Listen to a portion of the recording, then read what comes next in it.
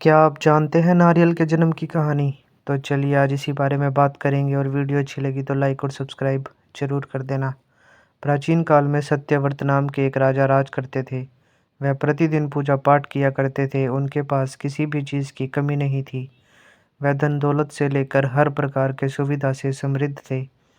हालांकि इसके बावजूद भी राजा की एक अभिलाषा थी जिसे वह पूर्ण की चाह से देखा करते थे। दरअसल राजा सत्यव्रत को किसी प्रकार से स्वर्गलोक जाने की इच्छा थी। वह अपने जीवन में कम से कम एक बार स्वर्गलोक के सौंदर्य से अपने आप को रूबरू कराना चाहते थे, लेकिन उन्हें इसका मार्ग नहीं पता था। इधर ही दूसरी तरफ ऋषि विश्वामित्र अपनी तपस्या के लिए घर से बाहर निकले। चलते चलते वह अपनी कुटिया से काफ़ी आगे चले गए थे। काफ़ी समय बीत गया लेकिन वह नहीं लौटे। इस कारण उनका परिवार भूख और प्यास से तड़प रहा था।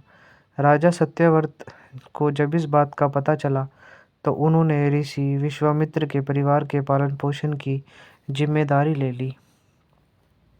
कुछ समय बाद जब मुनिवर लौटे तो वो अपने परिवार को कुशल देख काफ़ी प्रसन्न हुए। उन्होंने पूछा कि उनकी अनुपस्थिति में किसने उनकी देखभाल की। इस पर ऋषि के परिवार वालों ने बताया कि राजा ने उनके पालन पोषण की जिम्मेदारी उठाई थी। यह सुनकर ऋषि विश्वामित्र तुरंत राजमहल पहुंचे और राजा से मुलाकात की।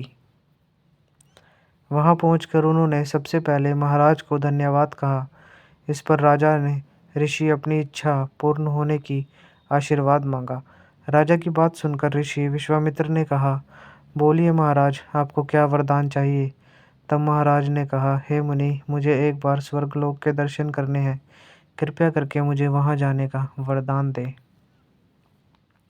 राजा की प्रार्थना सुनकर ऋषि विश्वामित्र ने एक ऐसा रास्ता बनाया जो स्वर्गलोक की ओर जाता।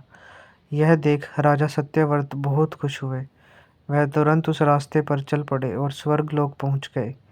यहाँ पहुंचते ही इंद्रदेव ने उन्हें नीचे धक्का दे दिया, जिसके कारण वो सीधा धरती पर आ गिरे। राजा ने सत्यव्रत से तुरंत सारी घटना ऋषि विश्वामित्र को बताई। राजा की बात सुनकर ऋषि विश्वामित्र गुस्से से आग बबूला हो उठे। उन्होंने तुरंत सभी देवताओं से इस बारे में बात की और इस समस्या का हल निकाला, जिसके बाद राजा के लिए एक नया स्वर्गलोक बनाया गया। नए स्वर्गलोक को पृथ्वी और देवताओं के स्वर्गलोक के बीच बीच स्थापित किया गया था, ताकि किसी को परेशानी ना हो।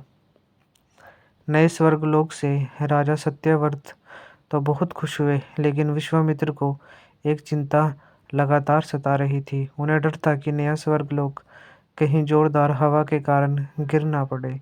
अगर ऐसा होगा तो राजा सत्यव्रत दोबारा से धरती पर जा गिरेंगे। काफ़ी सोच विचार के बाद ऋषि विश्वामित्र को एक उपाय सूझा।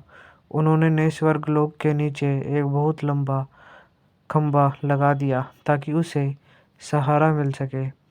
ऐसी मान्यता है कि नए स्वर्गलोक के नीचे लगाया गया खंभा एक विशाल पेड़ के तने के रूप में बदल गया। यही नहीं, कुछ समय पश्चात जब राजा सत्यव्रत की मृत्यु हुई तो उनके सिर एक फल में तब्दील हो गया। सभी से इस खंभे को नारियल का पेड़ कहा जाने लगा, जबकि राजा का सिर नारियल के रूप में जाना गया। यही कारण है कि नारियल का पेड़ इतना लंबा होता है।